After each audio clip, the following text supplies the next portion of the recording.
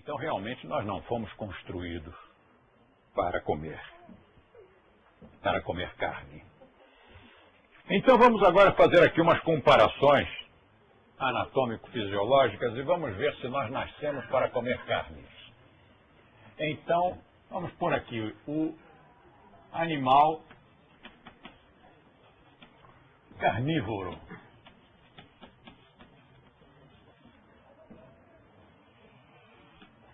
Aqui o animal vegetariano.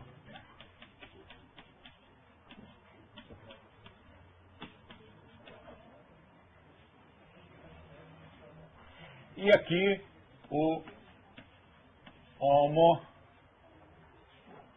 sapiens. Como é difícil, como é doloroso declarar isto.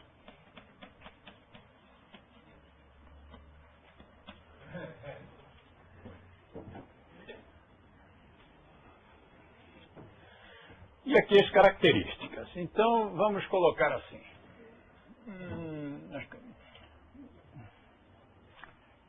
Dentição. Não, deixa a dentição lá para baixo. Vamos colocar primeiro as coisas mais inusitadas.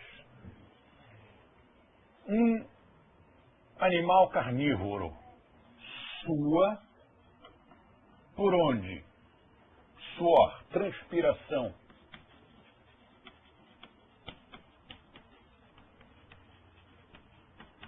O carnívoro transpira pela língua.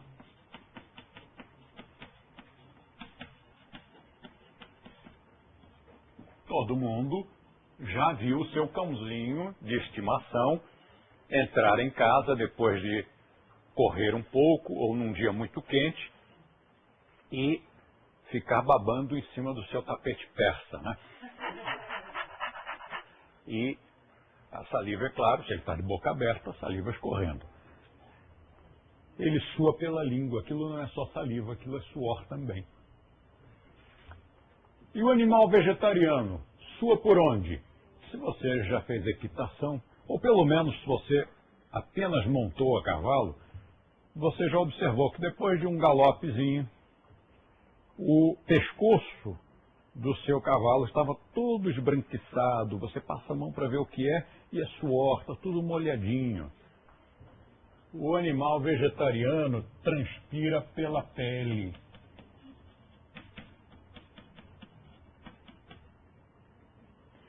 E o ser humano transpira pela língua ou pela pele? Você transpira por onde? Igual ao vegetariano, transpira pela pele. Depois, beber água. Como é que um animal carnívoro bebe água? Seu gatinho, seu cãozinho, ele bebe água pela língua. Ele vai lá no recipiente e molha a língua e traz um pouco de água. Não. Os animais vegetarianos, você já deve ter visto num documentário da Discovery. A Discovery gosta muito de documentários com a vida animal, mostrando a vida animal. E aí você viu uma girafa toda desajeitada chegando na água, um gnu, uma zebra. Como é que eles fazem? Você viu algum desses animais colocar a língua na água? Como é que eles fazem? Eles colocam os lábios, os beiços, né, que é animal, os beiços na água, colocam a boca aí, sugam a água. O vegetariano suga a água. E você, como é que você faz para beber água? Você pega um copo e... Como é que você faz? Ou você suga.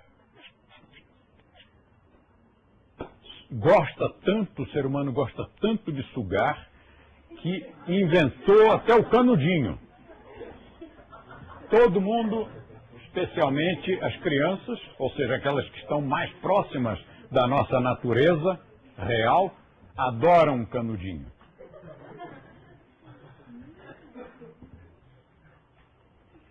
Depois nós temos a dentição.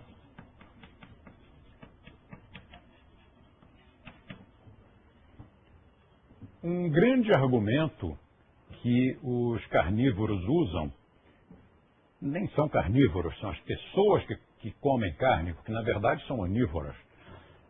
Elas se dizem carnívoras, mas são onívoras. E um grande argumento que elas usam é o de que nós temos caninos. Desculpe, mas quem foi que chamou esses dentes piquititicos e redondinhos de caninos? Fomos nós mesmos. Nós os chamamos de caninos. Mas compare com o dente de um cão e veja se isto aqui tem alguma semelhança com um dente canino, ou seja, o dente de um cão, de um canídeo. Não tem semelhança alguma, para começar, porque o dente de um predador é pontiagudo e curvo para que, ao morder, a presa não possa fugir e até mesmo para que um pedaço, um bocado seja arrancado. E esse dente tem uma raiz enorme, porque senão o dente ia junto.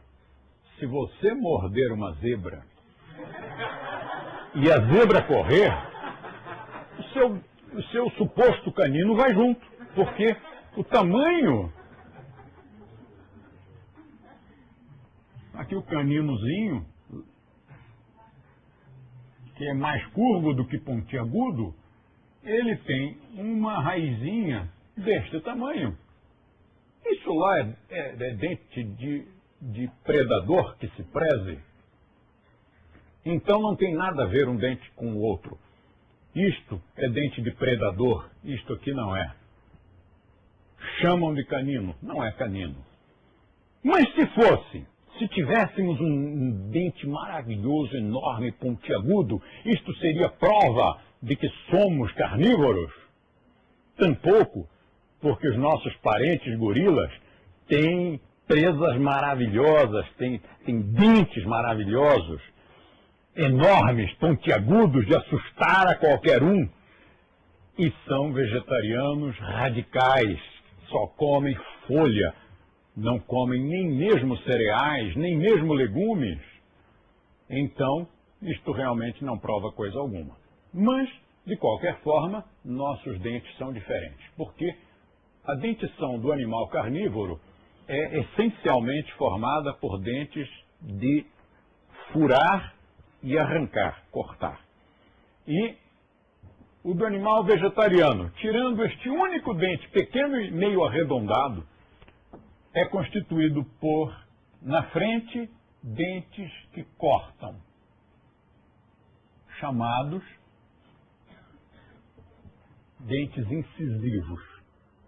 São facas para cortar o alimento. Não serve para cortar o couro de um gnu. Só serve mesmo para cortar um vegetal. E que não seja muito duro. E depois, lá atrás, nós temos os premolares e os molares. O nome já está dizendo, molar é para moer, os quais têm algumas raízes para segurar mais ali no lugar. Então, em que consiste a alimentação feita com os dentes de um vegetariano? Corta-se um bocado, leva-se para trás e mói-se com aqueles dentes molares. Que os dentistas me perdoem o desenho mal feito, mas é que eu não treinei para desenhar dentes, né? É mais ou menos assim. Nós temos alguns dentistas aqui na sala de aula e que devem estar horrorizados com o desenho aqui dos meus molares. Mas enfim, essa é a grande diferença. O animal carnívoro, ele não mói, ele corta e praticamente engole a carne inteira. Como assim? Você engoliria um bocado inteiro? Para isso, os carnívoros têm uma saliva e um suco gástrico diferente do nosso.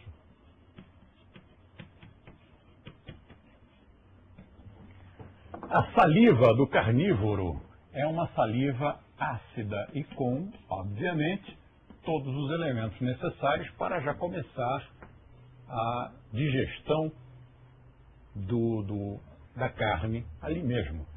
Nós também começamos pela insalivação, mas a saliva do vegetariano é uma saliva alcalina. E a do ser humano? É igual. E a dentição do ser humano? É igual. Suco gástrico do carnívoro é um suco gástrico cerca de 20 vezes mais forte do que a dos animais vegetarianos em média. E a dos animais vegetarianos em média é 20 vezes mais fraca. Mais fraco. O suco gástrico. Por que isso? A natureza nos persegue? É implicância com a gente? Não.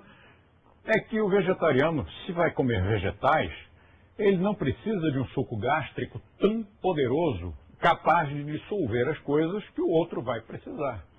Então, o que acontece aqui com o animal carnívoro? Um dia eu estava em Porto Alegre, na casa do meu amigo César Lide, e vi o gatinho do César agarrar um pássaro. E não dava tempo, já matou, não adianta mais, né? Agora, punir o gato que tem por instinto matar, caçar, não adiantaria mais nada. O passarinho já estava morto e eu observei o que ele ia fazer. Era um aprendizado, vamos ver como é que ele faz. Ele tira as penas, separa as unhas, tira o bico, tira os ossos. É assim que gato come? Não, o gato comeu tudo. Ele comeu o pássaro com bico, com unhas, com ossos e com penas. Ele comeu tudo, não deixou nada. É por isso que o animal carnívoro precisa de um suco gástrico 20 vezes mais forte, porque precisa dissolver aquilo tudo lá dentro. Então, se você acha que nós fomos projetados para comer carne, talvez tenhamos esse privilégio do suco gástrico capacitado. Então, vamos fazer a experiência. Eu quero que você coma um pássaro inteiro, com unhas, com bico, com ossos e com penas. O que vai acontecer com você? O que aconteceria com um ser humano que fizesse isso que o gatinho do César fez? Eu acho que você morreria. Porque minimamente uma daquelas unhas ia prender numa das alças do seu intestino, numa das vilosidades, e aquilo ali ia dar uma infecção e você ia morrer. Isso, assim, por baixo, né? Sem falar nas outras coisas que poderiam ocorrer.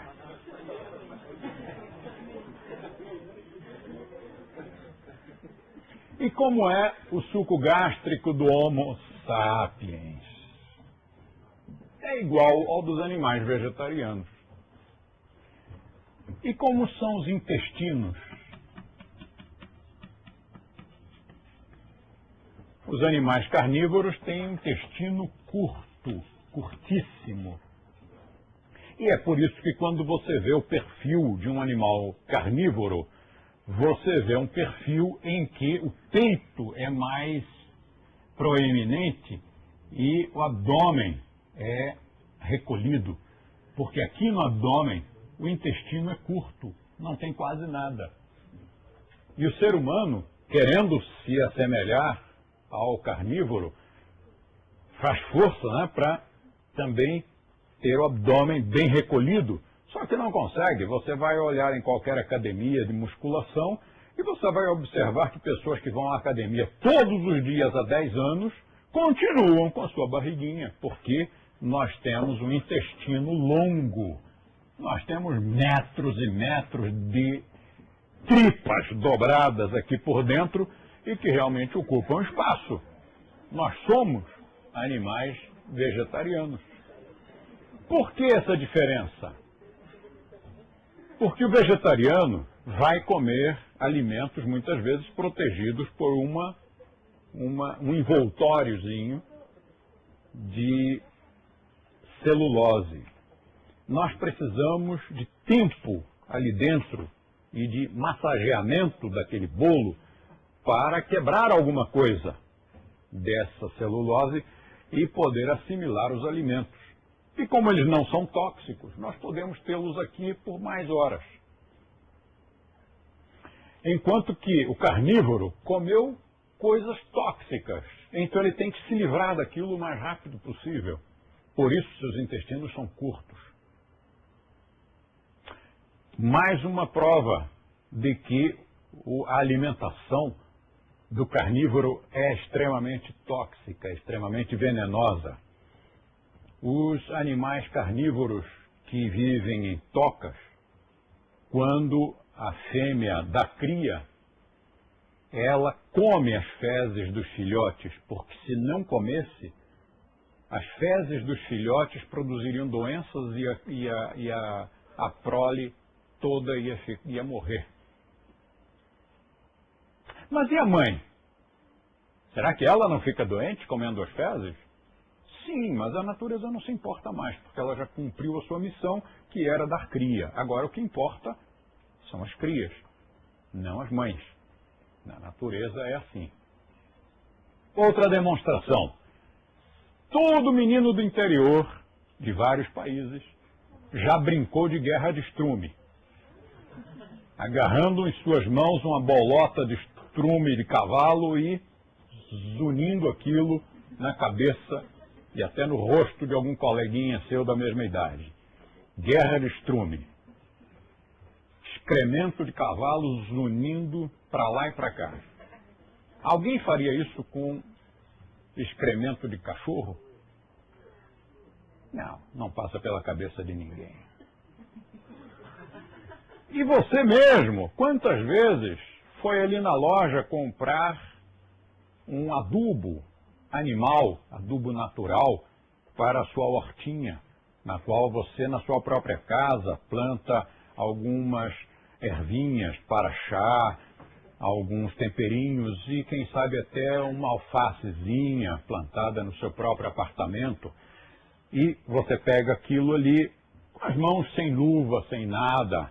E o que é aquilo? Aquilo é estrume, aquilo ali é excremento de cavalo e de outros animais vegetarianos. Você põe aquilo no pé de alface, que depois você vai comer. Será que você faria isso com o cocô do gato? Pegaria nas suas mãos sem luva? Não, não faria. E se o fizesse, ficaria doente. Então vamos fazer com luvas. Ainda assim você faria? Nem assim. Mas se o fizesse e depois fosse comer aquela alface, com certeza ia ficar doente. Porque as fezes dos animais carnívoros, as fezes de quem come carne, são venenosas, são tóxicas. Os animais vegetarianos não.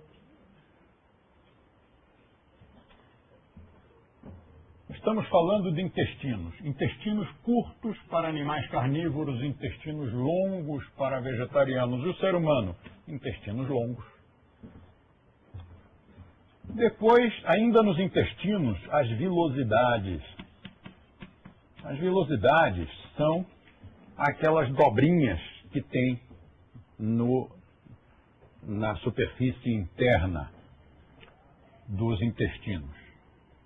As armas antigas, o cano das armas antigas, era liso. Eram canos chamados de alma lisa.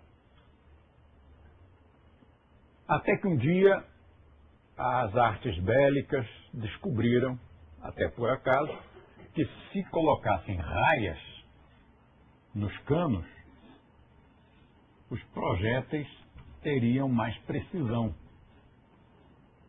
Então chama-se isto de alma raiada. É uma tecnologia mais sofisticada. A mesma coisa acontece com os nossos intestinos. Os animais carnívoros têm intestinos de alma lisa. E os vegetarianos têm um intestino que é como se fosse alma raiada. tem as vilosidades. As vilosidades são como rugosidades na superfície interna, cujo objetivo é aumentar a área de absorção. Os intestinos já são mais longos e ainda por cima, com essa área de absorção em curvinhas, em vilosidades, isto multiplica enormemente a superfície de absorção dos alimentos. Isto é um aprimoramento evolutivo. Isto é muito mais sofisticado do que isto aqui. Isto é um tubo. Por que será que eles têm um intestino? Alguns carnívoros já têm milhões de anos de evolução, já era para ter melhorado. Por que não melhorou? Isto já é o melhor que eles podem. Porque, como o seu alimento é tóxico, ele tem que passar por ali, não pode ficar nenhum resíduo. O vegetariano que tem essas vilosidades, por aqui passam alimentos vegetais. Mas se passasse por aqui um pedaço de carne e ficasse presinho ali, e apodrecesse, seria sem dúvida um problema muito sério. Esse animal ficaria doente, ele teria uma infecção intestinal. Estas vilosidades tornam-se perigosíssimas quando a pessoa come carne. Como são os intestinos do hominídeo? São assim. São intestinos longos, são intestinos com vilosidades. E o nosso tempo está terminando, portanto, estas são algumas diferenças entre os animais carnívoros e vegetarianos. Por uma coincidência incrível e impressionante, o ser humano coincide. O ser humano, em todos os aspectos, coincide com os animais vegetarianos e difere dos animais carnívoros. Isto parece demonstrar que nós fomos projetados para comer vegetais e não para comer bichos mortos. Eu quero sugerir que a bibliografia desta aula seja o livro Alimentação Vegetariana Chega de Abobrinha e o DVD A Carne é Fraca. Se você ler aquele livro e assistir aquele DVD, se você ainda comia carne, esqueça. Você vai parar, você vai se tornar uma pessoa mais fina, mais educada, mais sensível, mais civilizada e não vai mais se alimentar de defuntos.